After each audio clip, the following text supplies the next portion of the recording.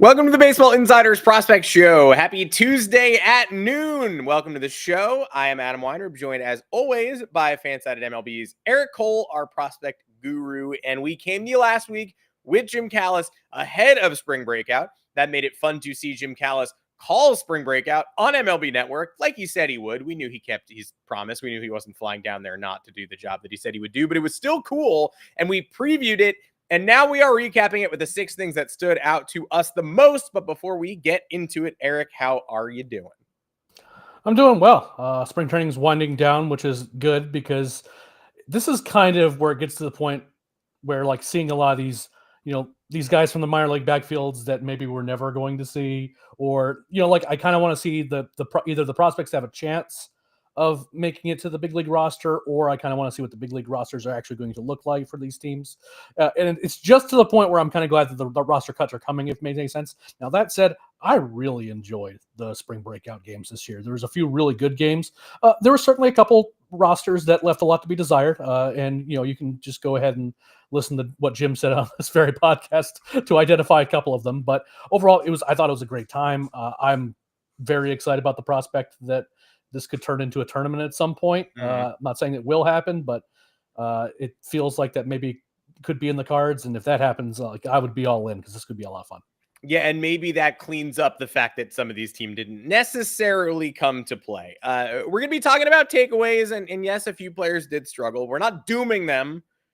I'm not dooming them. Eric, I know you're not dooming them. But yeah, there were some tough results. We're going to talk about it. Guys who had a showcase didn't necessarily take advantage. But if you enjoy the show, come back here every Tuesday at noon. We're going to have great guests like Jim Callis. And then from the world of the player side of things, we're going to have guests on as well throughout the season. Coaches, scouts, we want to attack this from all angles. Of course, the standard Baseball Insiders show with Robert Murray co-hosting is every Monday, Wednesday, and Friday, 3:30 Eastern on Monday and Friday, 1 o'clock Eastern time on Wednesday. Subscribe to the Moonshot if you have not. That is our weekly baseball email newsletter where the fan-sided MLB team, including Robert Murray, including Eric Cole, including myself, break down all the biggest stories in the big leagues with humor, insight, behind-the-scenes info. That's also published on the Baseball Insiders feed on fansided.com/baseball-insiders. Robert's news and notes are there. My humor is there, and Eric's Tuesday prospect columns are most certainly there. We got some stuff rolling out there today, so check it out. Read the content if you have not. And we're talking about the 6 things we learned, the main takeaways, the things we had the most fun watching or got the most insight from during Spring Breakout. And I'm going to get my Yankees angle out of the way early so that nobody has to sit through. You could just skip it if you're early on the podcast. Hey, Carlos Lagrange throws hard. He was, along with Henry Lalande, the 2 guys last winter who a lot of outlets believed, okay, this is the next generation of Yankees pitching prospects. People were talking about Lalande specifically being a top 100, top 50 guy, a riser. Neither made much of an impact last year, and Lagrange pretty much had a lost 2024, 6.86 ERA in 21 innings. And it's easy to forget, Lalande is the lefty, he is the righty. Either way, very surprising. Brock Selvage got the Spring Breakout spotlight last year for the Yankees. I did not think Lagrange was going to be the one to get the heavy innings count this year, but he was buzzing 101 in his 4 innings. Started off jittery, ended up striking out 2, 11 straight batters retired, and 0 walks. The only thing faster than his heater in that game was Vance Honeycutt's inside the park home run. I don't think a lot of us expected much from the Yankees and Orioles, especially compared to the Red Sox and Rays, who I know you want to talk about. But Lagrange, look, if I thought I was going to see him, I thought it might be for an inning. I did not think he'd get 4, and I did not think he'd settle down that, interestingly. No, Lagrange for me for a while has just been a relief guy. I mean, the fastball has been on people's radar for a while, but I mean, there's definitely been some command problems. Last year wasn't good, and for not like obviously not having trouble finding the strike zone, getting hit hard. When you have a fastball that is in the upper 90s plus, you expect to get more swing and miss than maybe he would. He looked great. He looked legitimately great the other day. I still am a little skeptical that he doesn't have the secondaries to back up being a starter. Maybe he has 2 pitches. I don't think that anything beyond that is. I think that's going to be a bit of a reach, and maybe that means he ends up being a reliever. But I mean, a reliever that's throwing 100 out of the bullpen with that breaking ball. Yeah, you're fine with that. And I like that New York is still trying to get him innings and see if it can work as being a starter. Again, I'm a little bit skeptical, and with those types of command issues and that profile, I'm just more inclined to think he's going to be a reliever long term. But he's a lot more interesting now than he was a week ago to me, for sure. Just another hard throwing guy to me beforehand. Now he seems like a guy who could actually do more than that. And if he's like, again, even a long man who can throw 100, I don't know how many of those guys we have around other than the guys who immediately get converted to being a starter now. But I mean, if he throws a couple innings and, oh, by the way, he's going to be, piping in 100, 101, that seems pretty fun to me. And I think Yankees fans would be pretty happy to see that. Absolutely. And it almost feels like found money after last year was such a disappearing act for him. You look at the number one potential relief arm coming out of this spring breakout. Hey, Luis May of the Reds might be number one, but Lagrange has to be up there. And he was not on my radar before the event began. Now, look, there are definitely varying degrees of on the radar. Your picks for the people who caught your eyes maybe the most, certainly on everyone's radar and represent some players who maybe have not been showing out to the same degree as people hoped at Red Sox camp. But during the showcase event, Boston's big three went insane. And Rays Red Sox definitely lived up to the considerable hype that Jim Callis imbued upon it. Well, yeah, I mean, just based on what we see on paper, these were the two of the better farm systems in baseball. So seeing two all-star teams made up of those systems seems like it should have been a lot of fun. And you're right, it didn't disappoint. Maybe on the pitching side it did because there was a lot of runs scored in that game, and it didn't seem like that the pitching really held up. But, it was just funny. We were in real time, we were kind of keeping an eye on this game, just for coverage purposes. And, Christian Campbell and Marcelo Mayer go back to back. And like, well, that's really fun. You know what I mean? Like, we'll kind of get that covered and figure out what's going on with it. And then Roman Anthony hit a ball that I am not certain has landed yet. It just disappeared into the night. Everyone in the stands, on the concourse, everything, just watched the ball go. And we've heard all spring about the Boston Big Three and how this could be the best prospect class in baseball history. Jim Callis didn't completely poo-poo that when we brought him on the podcast, which was fairly telling. And again, it is just one game. But to have all three of those guys go yard in the same game was a lot of fun. And I think that maybe Christian Campbell needs a little bit more time. I'm pretty bullish that Roman Anthony is probably ready. Marcelo Mayer, again, there's kind of some roster issues. I mean, right now they're having to move Rafi Devers to DH just to accommodate who they have. So maybe you don't call him up right away. But all three of these guys are very close and are going to usher in some big things for Boston, and also have to make some tough decisions. I wouldn't be surprised if one or more of these guys is playing for a different team at some point, because Boston's a team that's contending and may need to go get a piece that they don't have. And if they want a high profile piece, they might have to move one of those guys. I would agree. And it also was funny watching Anthony put the capper on it, the exclamation point, after we already reacted to the first two with like, oh, that's maybe the longest home run I've ever seen in my life from someone of his age. So that's cool. Look at the rotation, see how Brian Bayo holds up, see how Lucas Giolito holds up, see if Cutter Crawford's able to repeat what happened last year, and then think about who you want to move for Sandy Alcantara. That's my advice to the Boston Red Sox. You have an overflow of talent. And any one of these guys, I'm pretty confident, maybe not plug and play, but could be holding their own in the majors by the second half. Mayer doesn't really have the minor league experience, so no harm in starting him at AAA, get those sea legs. But I don't know if Kyle Teal and Braden Montgomery are the last two movers out of that farm system. Now to the pitchers. You're going to give credit. I'm going to give credit also. But beforehand, I do want to throw a little cold water on someone who, this is a Jacob Misiorowski podcast. Right? The Baseball Insiders Prospect Show and the main feed. Robert Murray, huge Jacob Misiorowski guy. The spring training and spring breakout did not, deter me from saying I foresee stardom. The stuff is insane. I think we'll get him in the bigs eventually this season. That said, tough spring did not get any easier in the spring breakout game against the Reds. Sal Stewart, whose reputation is growing in his own right, rocks a triple. Misiorowski strands a few. Strands a runner on third, but allowed two quick ones, wriggled out of it, but, allowed runs in his second inning of work as well. For someone as unhittable as he seems to be in a vacuum, not as unhittable on the baseball field, and another difficult outing for someone who I think probably really wanted to pridefully show out in this spotlit game.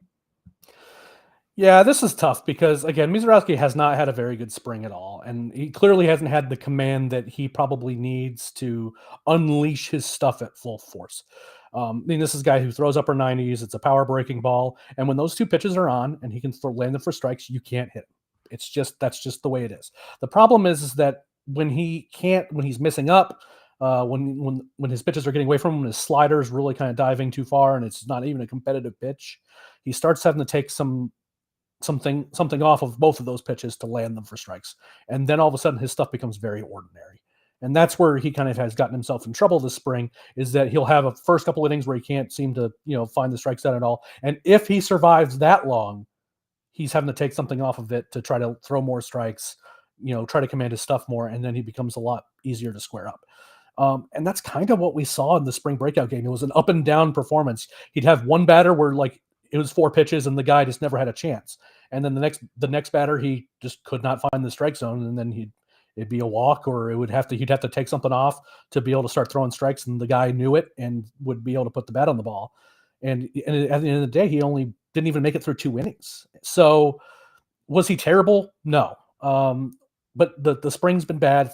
ERA over 9 is kind of a hard thing to polish into something nice. And the performance wasn't great. I just think that he is a guy that, a big framed guy like that who throws power stuff, it's very hard to repeat your delivery to throw strikes as a starter. And I've been saying for a little while that I think his best path to being a very valuable big leaguer is in the bullpen. Because again, then all of a sudden he can he can uncork things and go an inning, and that's all he needs to do. But over a longer stretches in games, that second time through the order, I just don't see his command holding up enough to be able to warrant him being in the rotation long term. Now that said, he's one of my favorite arm talents in all of minor league baseball. He's just if you see his stuff, if you just watch his highlights, he's insane. But you just can't replicate it regularly. And opposing hitters know basically the first 3 pitches, they'll know if he's going to be able to throw a strike. And if he can't, then you just either have to wait him out, or you just take your free base, and then the batters behind you will have to get you in. But it was a tough situation. It's tough to watch, but I'm certainly not off of him completely. Well, like you said about Lagrange, there is no harm in being a long reliever swingman who can throw 100+ miles an hour. So it's not a death sentence. It's just a different path. I mean, again, bullpen arms are really valuable in baseball. Not many people are throwing 7 innings to start anymore. You need guys that can cover innings to come in after them. And again, maybe these power arms that can give you 2+ innings when you need them are going to be kind of a very critical part of bullpens going forward. I don't really have the answer there, other than the fact that I know that the arm talent is there, even if I have questions about them being the prototypical starting pitcher where they go, 6+.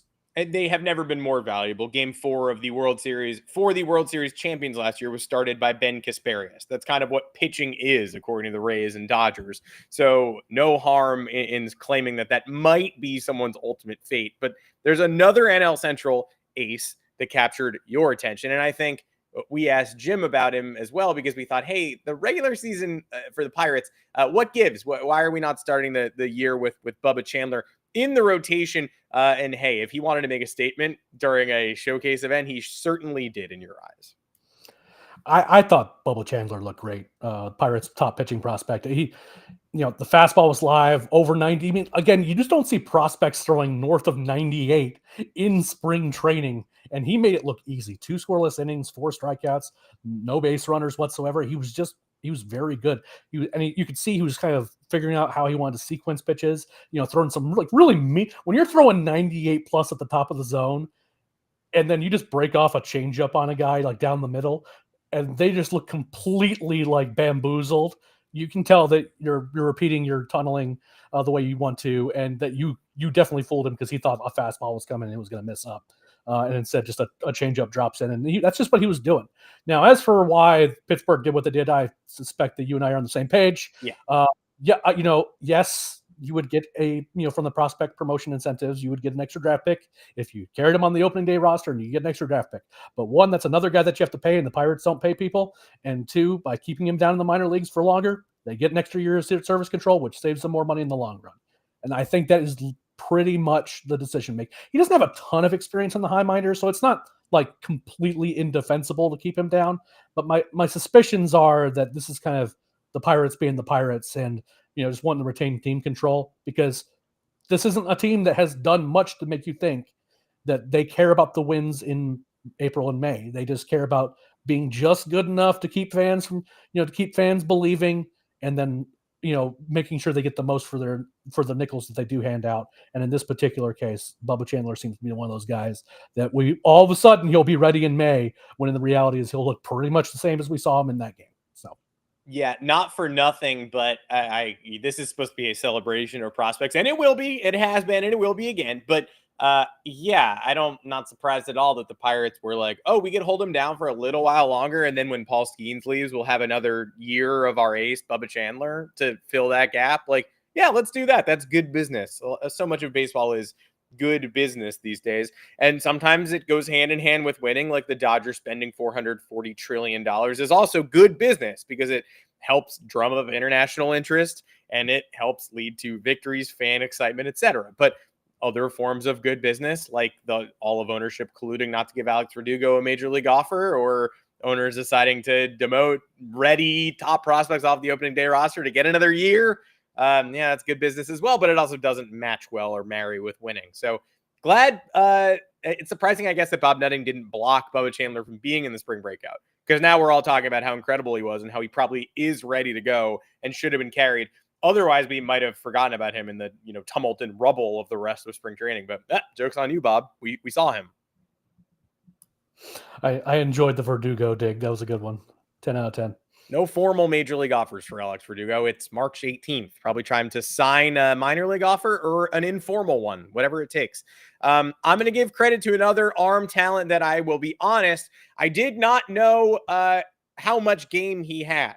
I was unfamiliar with your game, Trey Yesavage. I didn't know coming out of ECU that he was quite as much of a heater-reliant K gatherer, I guess. I thought he was more of a, mix and match, crafty, nifty type of right-hander, and he was slipping in the draft for a reason, because people were skittish at the college righty and the weird, not just an injury concern, but like a very scary type of injury concern. But hey, 3 whiffs in 2 scoreless innings. And it just so happened to be his pro debut against the Twins in spring breakout. I'm not sure I knew that he was this kind of pitcher. So I want to give credit to Yesavage and the Jays, who might have had the most emphatic, dominant win in a spring breakout game.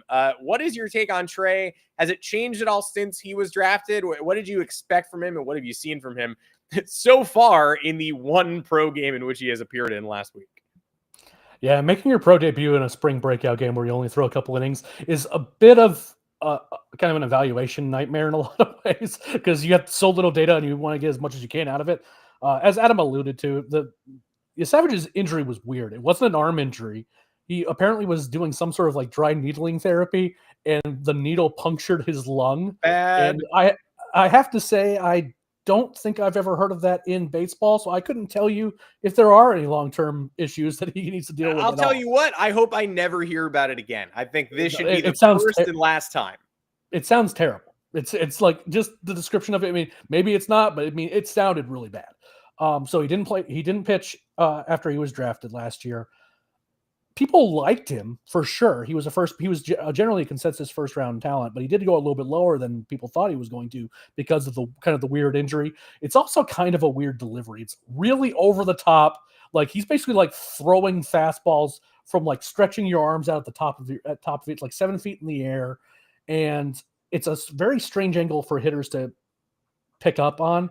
What I don't know about him, I mean, the stuff's good. It's mid-90s fastball. It can go up a tick higher than that. The splitter's good. The breaking ball's good. So it's like the mix is there, and he had success in college. I just don't know if the high release point is going to be something that is going to consistently pay dividends for him against opposing hitters, where like they're never going to be used to the look and he'll continue to get swing and miss, or that it's more gimmicky and that the guy eventually you'll figure out like what it looks like, and then all of a sudden his pitches might look a bit more ordinary. If you look kind of at some of the metrics, you wonder is how much of this is like deception that isn't going to last, and how much of it, because he doesn't like exactly light up the analytics guns, but it's also such a weird profile in terms of his delivery that I don't really know there's much to compare to other than like, again, those really high 3/4 slot guys from like, the 90s where, they were just throwing hammer curveballs at 67 miles an hour. And that probably doesn't really work well anymore. So I'm very curious about him, and he looked really good, but I just don't know if he'll be able to get the same response from hitters a second time through the order, or as time goes on, people kind of know what they're looking for when he's throwing. Yeah, I think pro debut, maybe I framed it mentally as a disadvantage because he was coming in so green, but also the hitters are coming in with no data. They don't have their analytics guns. They don't know about what's going on below the surface or above the surface. So that definitely helped him along, but it also got him a mention on the Baseball Insider's prospect show. So not all bad. Let's end this on one final surprise from you. You were shocked, and I was stunned as well, that Jack Caglianone could not manage to leave the yard during spring breakout. And I got to say, my take, what a pathetic loser. I don't know if I'd quite go that far. Interesting. Okay. Interesting. Yeah, yep. No, we're having a debate now. Go ahead, Skip. No, every time this guy hits the ball, it's like a missile. It's so like, there's no like weak grounders. Like all of his ground balls are just like about to take someone's arm off, and if he gets under it at all, the ball's going 450 feet. You know what I mean? Like he hit 500 in spring. I understand. I mean, and look, in the spring breakout game, he didn't have a home run, but he did have a hit, and that the exit velocity was north of 105. Mm-hmm. And it's that pretty much tracks, right?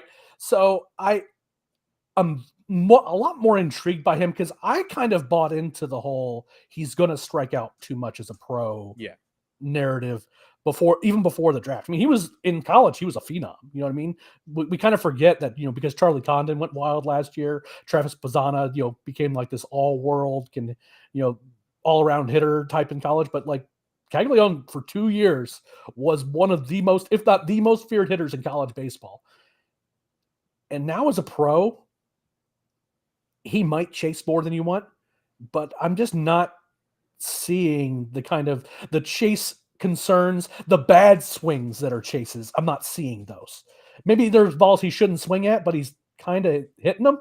And like a lot of those would-be swings and misses are turning into foul balls that he fights off, and then he gets something he can do, a pitch he can do some damage on, or it's a pitch that maybe isn't an ideal pitch to swing at, but he still, hits the ball the other way, and he hits the ball so damn hard that it doesn't really matter.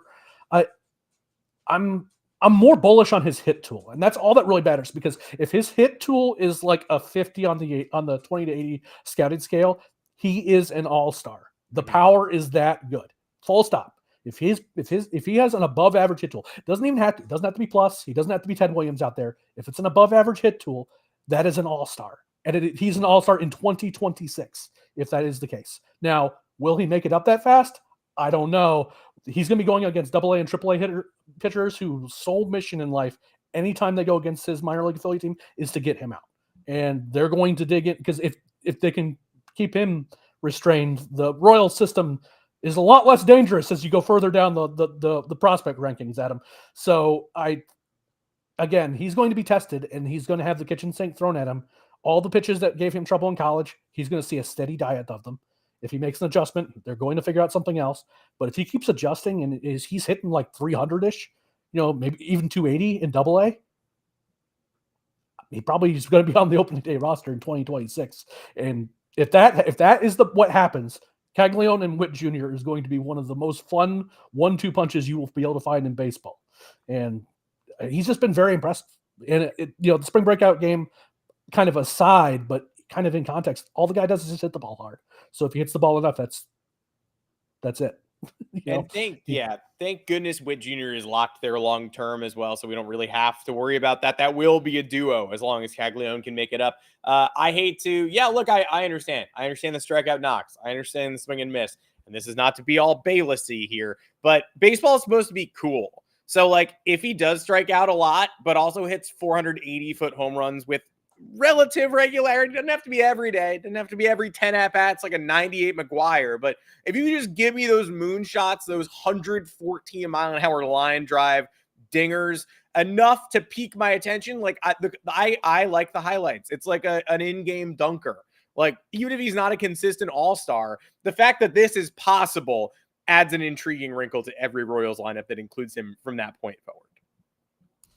Yeah, I agree. He is very fun. I don't think there's going to be much to stop him from being fun. He might be peak Joey Gallo fun, where he's hitting 220, and but when he does hit the ball, it goes 450 feet. But I'm kind of suspecting he's going to be significantly better than that. And if that's the case, Kansas City, got a bit lucky to getting him where they did. And if that's not the case, then he will be pitching for the 2034 Chicago White Sox. Thank you, everyone, for joining us today. Really appreciate it. Thank you, Eric Cole, of course, for bringing your insight. The column runs on fansided.com/baseball-insiders. The podcast airs Tuesdays at noon Eastern time. Thank you, everyone, for joining us. Come find us in the Discord if you're not there already. The All-Star tier, the Rumor Mill tier. There will be a private Q&A with the one and only Robert Murray on Thursday afternoon at 3 o'clock Eastern, but plenty of ways to contact us in that Discord between shows. If you have more questions, bring your questions next week. We will announce the next time that we have a guest player, athlete, writer, scout, coach, etc. They're going to be here. This show, I think, stood nicely on its own two legs, but we will let you know when there's a guest upcoming to prep yourself. And again, we welcome your questions, so please do join us. As the season goes on, we're going to be here Tuesdays, the start of a new minor league week. Can't think of a better day to do it. Can't think of a better partner to do with. Eric Cole, thank you so much, as always. Thanks, Eli. I appreciate you having me on yet again and continuing to tolerate my nonsense. Yep.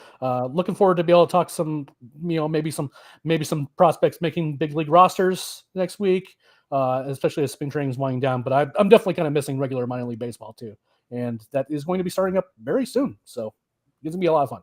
Yeah, I'm missing minor league ball. I'm missing the promos. I'm missing the hats. I'm missing it all. I'm missing the between innings races. So bring it on. Eric and I will be here talking about it as it begins and as it continues through the postseason.